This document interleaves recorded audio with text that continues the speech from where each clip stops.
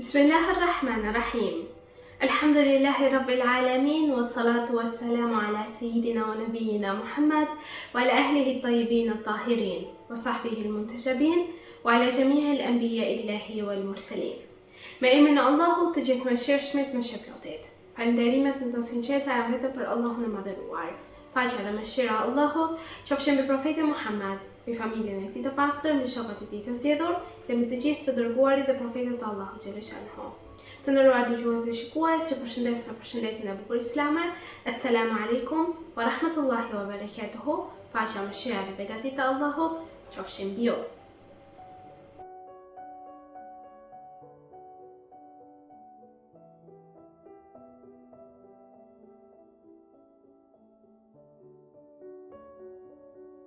Në udhëtimin e gjatë të njerëzimit, rrallëherë ka lindur një dritë që të ndriçoj shpirtrat dhe të udhëzoj zemrat, siç bëri drita e profetit Muhammed sallallahu alaihi wasallam.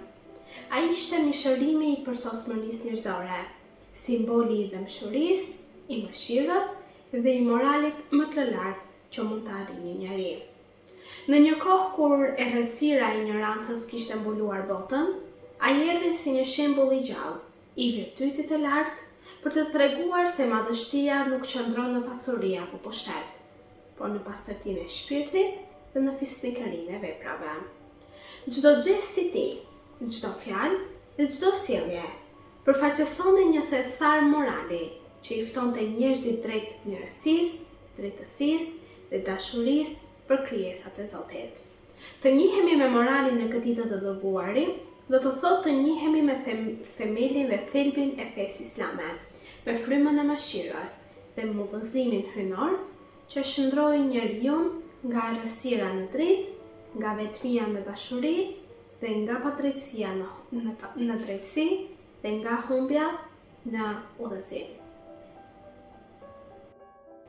Të nderuar dëgjues dhe shikues, ju ftoj të ndiqni së bashku ajetet e përzgjedhura për ditën e sotme, ku do të ndjekim disa ajetet e para të surës Qalam.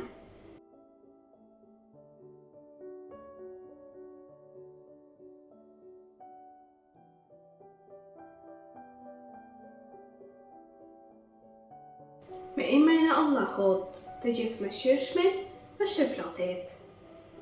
Nun, betohem për penën dhe për atë që shkruajnë, se ti o Muhammed sallallahu alaihi wasallam, falmirësisë së Zotit tënd nuk e i marr. Padyshim, ti do të jesh përherë shpërblyer, se ti je me virtyte madhore. Së shpejti, ti do ta shohësh, por edhe ata do ta shohin, se cilin prej jush e ka prekur marrëzia. Zoti yt e di më së miri se cili është shmangur nga rruga e tij dhe i njeh mirë ata që janë në rrugën e drejtë. Andaj, mos i dëgjoj jo besimtarët. Ata dëshirojnë që ti të bësh lëshime, kështu që edhe ata të bëjnë lëshime. Por ti mos ju bind çdo betuesi të përçmuar, shpifaraku që për help thashë theme, penguesi veprash të mira, shkelësi dhe keqbërësi, të ashpri që përveç kësaj është edhe fëmia shliçëm. Vetëm se është i pasur dhe ka shumë djem. Kur i lexon shpalljet tona, ai thot, këto janë vetëm përralla të popujve të lashtë.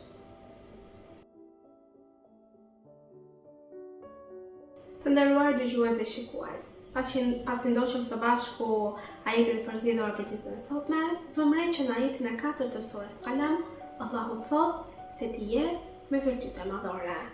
Me të vërtet, personaliteti i të dërguarit të Allahut, paqja qoftë mbi të dhe mbi familjen e tij, u dallua për moralin e tij të lartë njerëzor, për butësinë dhe mëshirën e tij në shoqërim me njerëzit, si dhe përdorimin e tij të jashtëzakonshëm përballë vështirësive, dhimbjeve dhe ofendimeve. Këtu, po paraqesim disa shembuj nga sjellja e tij shoqërore, ashtu siç janë transmetuar në hadithet e ehlibetit të profetit Muhammed sallallahu alaihi wasallam, të cilët janë njerëzit që e kanë njohur më së miri të dërguarin e Allahut dhe karakterin e tij personal dhe atë shoqëror.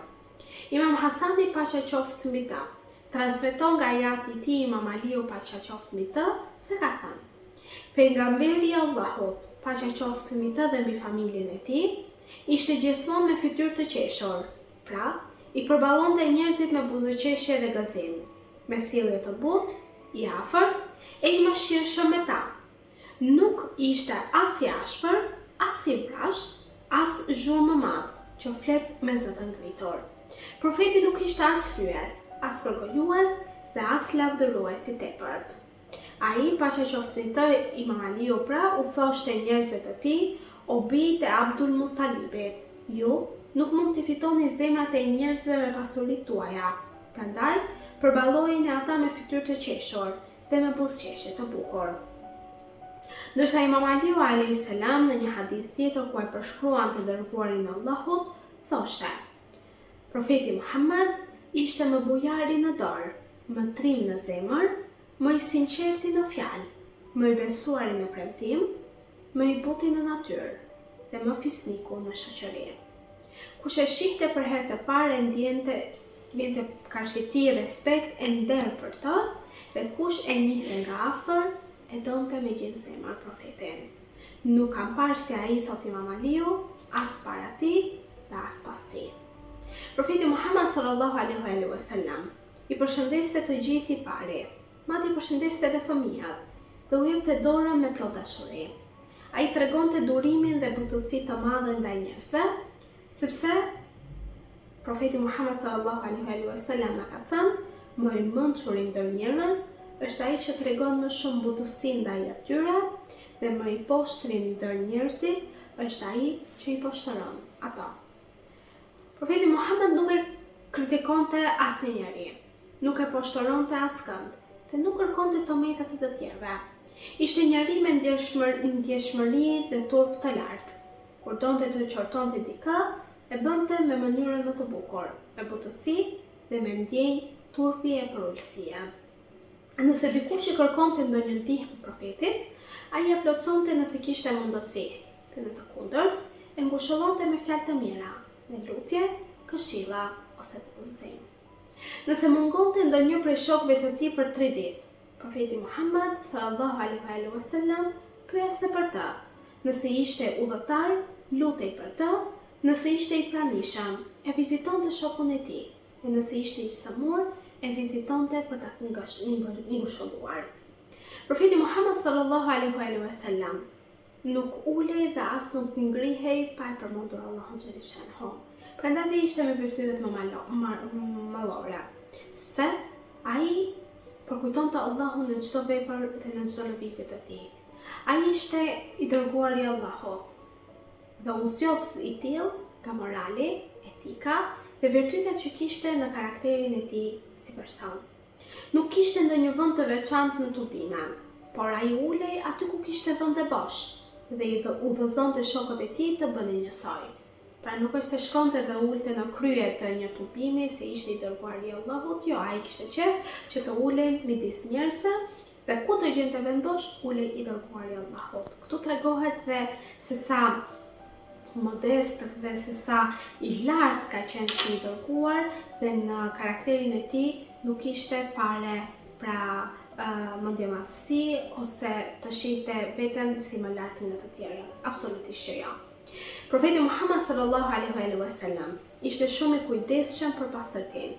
Njëri nga shokët e tij ka thënë, nuk kam parë askënd më të pastër se i dërguari i Allahut, paqja dhe bekimet e Allahut qofshin mbi të dhe mbi familjen e tij të pastër. Profeti ishte gjithashtu i kujdesshëm në pamje dhe i rregullt, aq sa askush nuk mund ta kalonte në pastërti, elegancë dhe bukuri profetit Muhammed. Është transmetuar se ai zbukurohej dhe parfumosej për shokët e tij, përveç se për familjen e tij.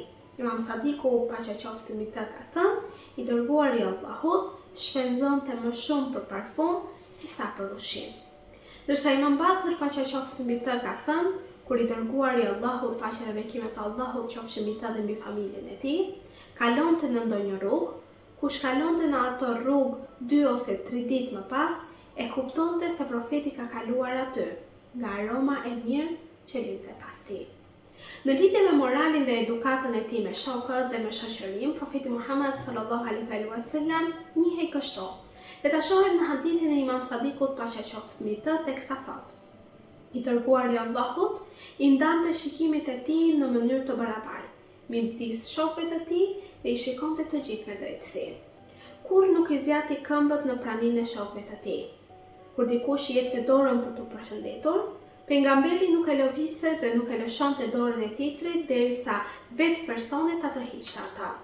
Kur shokët e kuptuan këtë, filluan vetë ta tërhiqnin dorën pas përshëndetjes.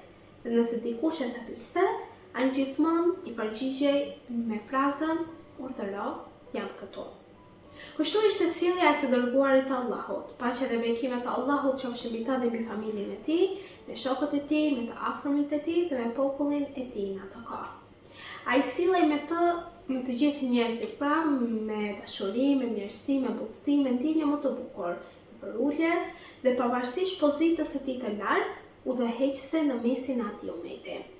Kjo sjellje profetike dhe morali i tij i lartë ishin një nga faktorët kryesor të fitores së Islamit, të përhapjes së shpejtë të tij dhe të ndikimit të tij të thellë në zemrat dhe mendjet e njerëzve. Allahu i madhëruar thot: Bismillahirrahmanirrahim. Vërtet, në të dërguarin e Allahut keni shembullin më të mirë për atë që shpreson në Allahun dhe në ditën e fundit dhe përmend shumë Allahun. Ajeti 21 i surës Ahzab.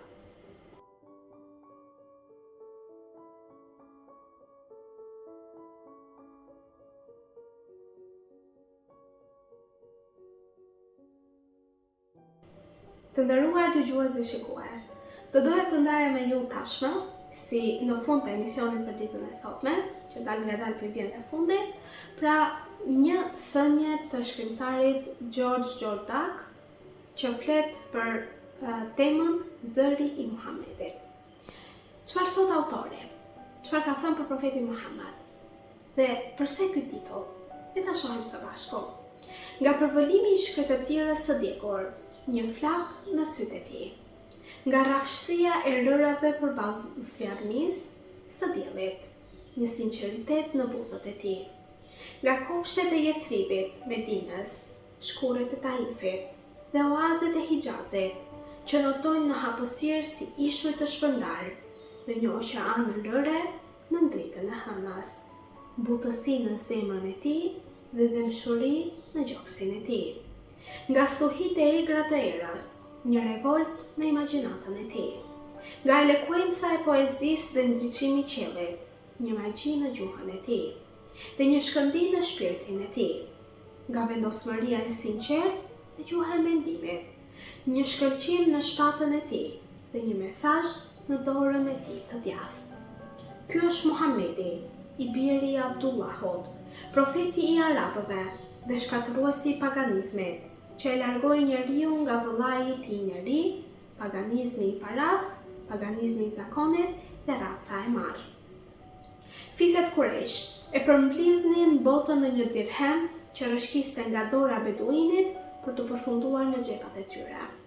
Ata e matnin vlerën e jetës me një tregti fitimprurse, me fitim pas përfitimit, me karvan që lëviznin nëpër lugina dhe gryka, duke përshkruar shkretëtirën sipas melodisë së dëshirës, pa gjetur streh tjetër përveç hijes së ndonjë peme Qurayshe, dhe pa gjetur tjetër stacion veçse në Mekën paganët asaj kohe, ku dirhemi është krenar dhe dinari mburret.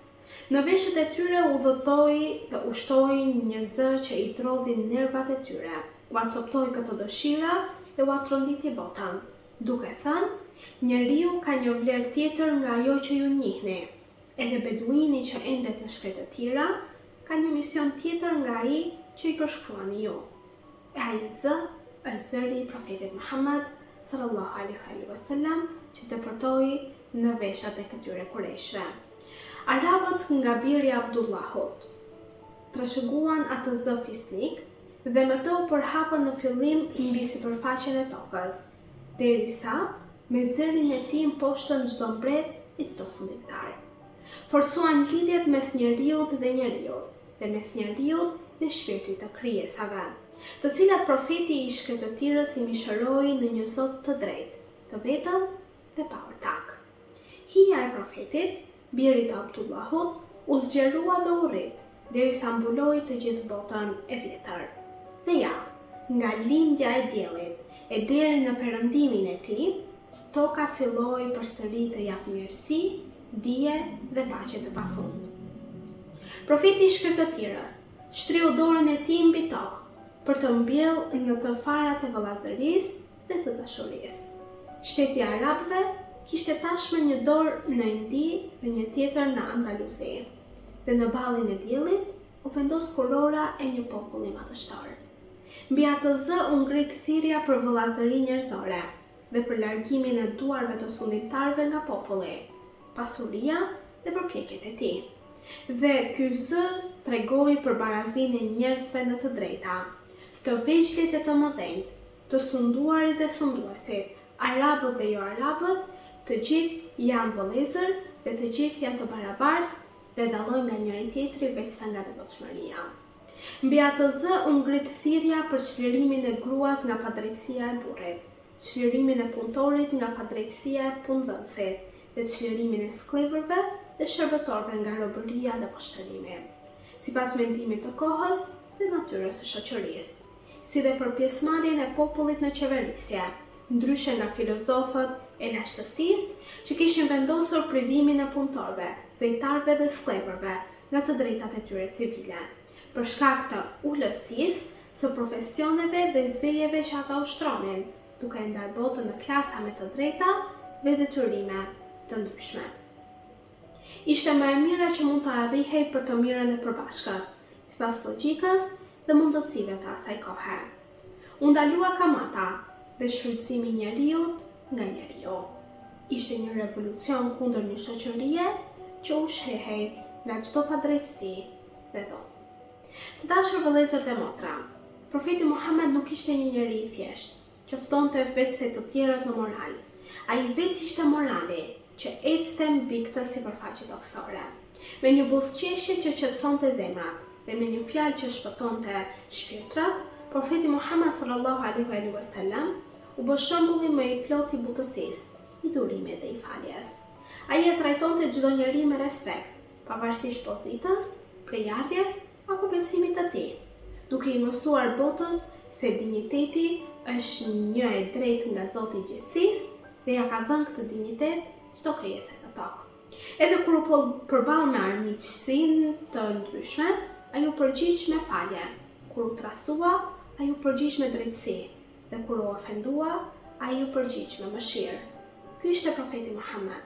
Mësimi i moralit profetik nuk është vetëm një rrëfim historik që ne ta lexojmë dhe ta anashkalojmë, por është një udhëzim për çdo zemër që kërkon dritë në errësirën e kohës moderne.